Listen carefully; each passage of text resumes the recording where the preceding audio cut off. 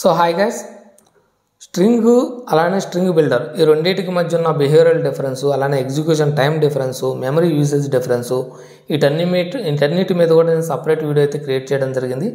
So ఈ videos అన్నీ చూసేటంటే దానికంటే కూడా ఈ ఒక్క వీడియోలో మీరు ఏ టైంలో మీరు స్ట్రింగ్ వాడాలి, ఏ టైంలో మీరు స్ట్రింగ్ బిల్డర్ వాడాలి అనేది ఈ చిన్న వీడియోలో అయితే మీరు డిసైడ్ చేసుకోవచ్చు గైస్.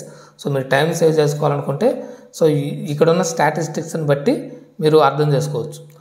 ఇక్కడ మనకి సో నేను వన్ టైం ఇటరేషన్ చేసినప్పుడు ఏమవుతుందంటే స్ట్రింగ్ అనేది ఎంత టైం తీసుకుంది, సో అలానే స్ట్రింగ్ బిల్డర్ ఎంత టైం తీసుకుంది, అలాగే మెమరీ ఎంత తీసుకుంది, స్ట్రింగ్ బిల్డర్ కూడా మెమరీ ఎంత తీసుకుంది. సో ఈ డిఫరెన్సెస్ అయితే నేను ఇక్కడ ప్రొవైడ్ చేశాను. ఇక్కడ మనకి వన్ టైం ఇటరేషన్ అంటే వన్ టైం కంకాటినేషన్ అంటే one time is nothing but insulation only. Insulation చేసినప్పుడు స్ట్రింగ్ అనేది 0 bytes 0 milliseconds తీసుకుంది. టైం డిఫరెన్స్ వచ్చేసి 0 milliseconds అండ్ మెమరీ డిఫరెన్స్ వచ్చేసి స్ట్రింగ్ 0 bytes తీసుకుంటే స్ట్రింగ్ బిల్డర్ మాత్రం 104 bits తీసుకుంది. అంటే మీరు ఓన్లీ ఇన్షియలైజ్ చేసి డైరెక్ట్ యూజ్ చేసేదానికైతే స్ట్రింగ్ అనేది బెటర్ అనమాట. సో ఇక్కడ ఎక్కడ మారిందంటే 5 times ఇటరేషన్ చేసినప్పుడు స్ట్రింగ్ అనేది 240 bits అయితే తీసుకుంది, స్ట్రింగ్ బిల్డర్ అయితే 208 bits. అంటే ఇక్కడ ఓన్లీ 30 డిఫరెన్స్. సో ఒక 30 bits అనేది ఎక్కువ స్ట్రింగ్లో తీసుకుంది ఎప్పుడు 5 times మీరు మాడిఫికేషన్ చేసినప్పుడు. బట్ టైం డిఫరెన్స్ అయితే లేదు. సో టైం డిఫరెన్స్ అనేది మీకు 100 times మీరు కంకాటినేషన్ చేసేదాకా కూడా ఇబ్బంది పడాల్సిన పని లేదు. రెండింటికి కూడా ఒకే టైం తీసుకుంది. ఓన్లీ థౌజండ్స్లోకి వెళ్ళినప్పుడు మాత్రమే స్ట్రింగ్ అనేది కొంచెం టైం అనేది ఎక్కువ తీసుకుంటుంది. సో ఇక్కడ మనకి ఎగ్జిక్యూషన్ టైంలో పెద్ద డిఫరెన్స్ అయితే లేదు, కానీ ఎప్పుడు ఒక 1000 times వరకు మీరు 1000 times వరకు కంకాటినేషన్ అయితే చేసినప్పుడు.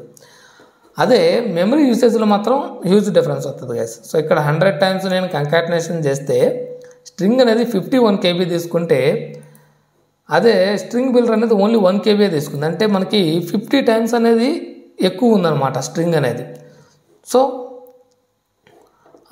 అలాగే 10,000 time నేను ఇటరేషన్ చేస్తే ఇక్కడ మనకి టైం డిఫరెన్స్ ఉంది, అలాగే memory usage difference. So memory usage difference 10,000 times చేసినప్పుడు చూడండి చాలా డిఫరెన్స్ అయితే వచ్చింది. బట్ ఇక్కడ మాత్రం ఓన్లీ 100 KB మాత్రమే తీసుకుంది అనమాట. సో అలాగే 1,00,000 time ఇటరేషన్ చేసి మాడిఫికేషన్ చేస్తే స్ట్రింగ్ అనేది చాలా మెమరీ తీసుకుంది, అలానే ఎగ్జిక్యూషన్ టైం కూడా చాలా తీసుకుంది అనమాట. బట్ మనకి స్ట్రింగ్ బిల్డర్ స్టిల్ 0 milliseconds చూపిస్తుంది. అలాగే మెమరీ యూసేజ్ కూడా ఓన్లీ 900 అంటే నియర్ టు 1 MB. బట్ ఇక్కడ మాత్రం జీబీలోకి వెళ్ళిపోయింది అనమాట. సో ఇక్కడున్న స్టాటిస్టిక్స్ని బట్టి మీరు ఏం అర్థం చేసుకోవాలంటే అప్ టు 2 modification స్ట్రింగ్ అనేది మోస్ట్లీ రికమెండెడ్ అనమాట. ఎందుకంటే ఇది ఇన్సులేషన్కి 104 bits అయితే తీసుకుంటుంది. బట్ స్ట్రింగ్ అనేది ఓన్లీ ఇన్సులేషన్కి ఏం తీసుకోదు.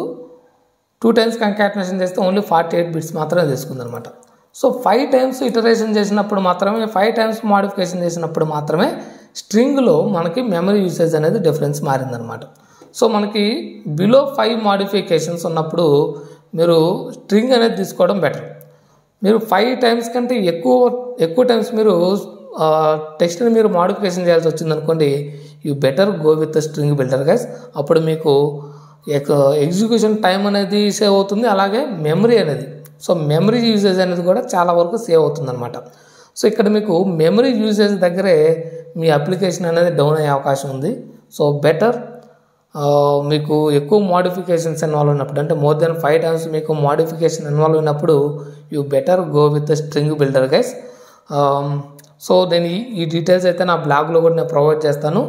Please watch this. నేను ప్రోగ్రామ్ కూడా నా బ్లాగ్లో అయితే ప్రొవైడ్ చేస్తాను. దాన్ని మీ యొక్క కంప్యూటర్లో రన్ చేసి డిఫరెన్స్ అయితే చూసుకోవచ్చు.